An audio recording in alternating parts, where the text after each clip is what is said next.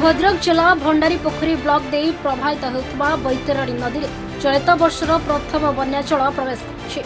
जिले में 3 दिन धरी लघुचाप जनित वर्षा लगी रही बेले बन्या आशंका देखा भद्रक जिला धामनगर ब्लॉक शाखा नदी रेब कपाली में जलस्तर बढ़िबार विशेषकर धामनगर तलिया अंचल में लोक मैंने केमिति सुरक्षित रही से दिगरे भद्रक जिला प्रशासन सजग रही अतिरिक्त जिलापाल रविनारायण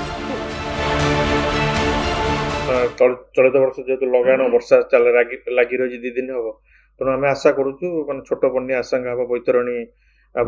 जोटा कि भंडारी प्रोग्राम धामनगर ब्लॉक एरिया तेणु से आम प्रशासन संपूर्ण भाव सजग अच्छी आम इरिगेशन डिपार्टमेंट ऑफिशियल्स मान अच्छा बीडीओ तहलदार सीएसओ समस्त आम सजग रखीचु जदि कौन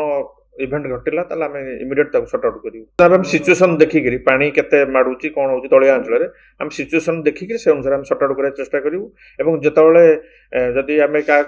डिस्प्लेस करूँ लोक मैंने कौट साइक्लोन सेंटर कि कौट रखी आम व्यवस्था करूँ समस्त आम अलर्ट रखीचु जिला प्रशासन समस्त अलर्ट रखी हाँ संपूर्ण प्रस्तुत भद्रक जगन्नाथ बेहरा रिपोर्ट खबर।